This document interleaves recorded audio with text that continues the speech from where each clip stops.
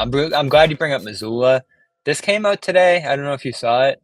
It was a coaching ranking from I think CBS, and of course Spoelstra leads it here, but they had Missoula at 11 behind Tibbs, Budenholzer, Udoka, Hardy. I don't know how he ends up at 7. I like him, but Dagnall, the coach of the year, Lou, Kerr, Carlisle, and Nick Nurse. Hmm. What do you think about that? Missoula's too low. Um, I might put Rick Carlisle second. He might be too low. Um, I'm with I like this is such an NBA Twitter thing. I know this is technically from CBS Sports, but like, congrats to Will Hardy for coaching a team to 30 wins 2 years in a row. Like, what is that all about? That to me is when we kind of get too galaxy brained and live in our little bubble. That's like the difference between expectations between teams. So Will Hardy's too high. He's a really good coach. He's too high. Mike Budenholzer hasn't been in the league, so to put him in the top 10 over the guy that just won the and Tom Thibodeau, who just didn't he win Coach of the Year? Who won Coach of the Year last year? Oh, Dagnall. Um, Dagnall, yeah. Finch is probably too low also. It's funny how Greg Popovich, when he has no talent on the roster, except it now is like a middle of the pack coach, where he might be the greatest coach of all time, if you ask certain people. But I think Jason Kidd is also too low. But yeah, I'm sorry, Joe Mazzulla is he's too low, and we got to stop giving credit to teams to coaches who haven't won anything. Yeah. No, Hardy's certainly too high there. I'd say Udoka's Ime, probably too high. He's yeah, a good. little bit.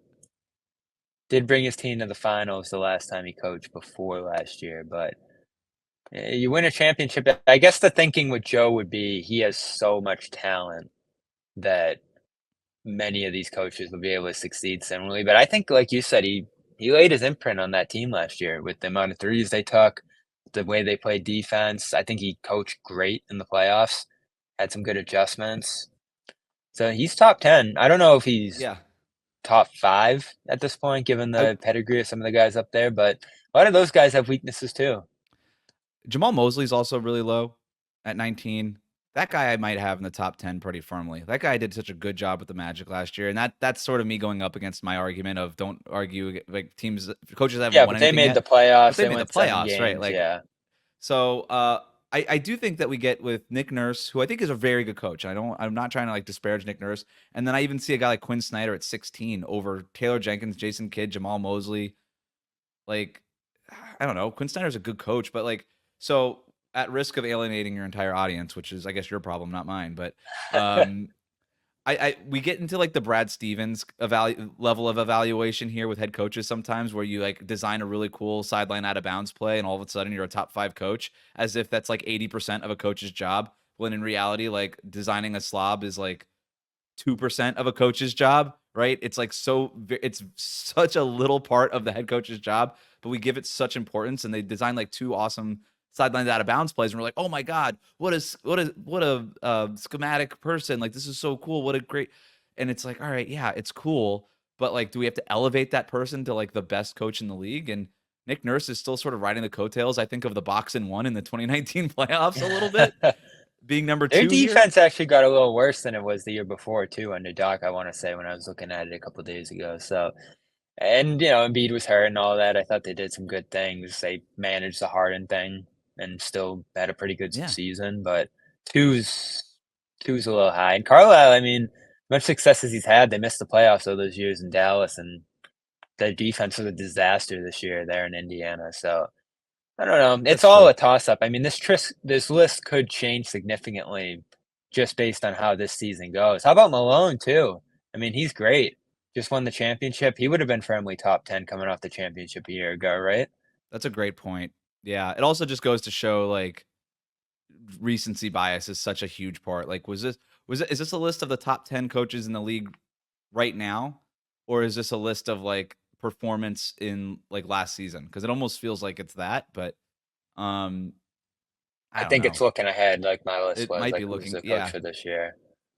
So I don't So know. I guess that makes some of them make a little more sense. But again, I felt like the Jazz took a little bit of a step back this year. Maybe through no fault of Hardy's, but you don't get credit for that either. Missoula's top 10. Maybe put him like 7th where Hardy is. I I think would that'd drop. be Yeah, I fair. would. If even if you just dropped Hardy out, moved everybody up, and then Missoula into 10, I would have like now he's top 10. You know, like that Yeah. that works. Thibodeau is Budenholzer probably great. doesn't need to be that high.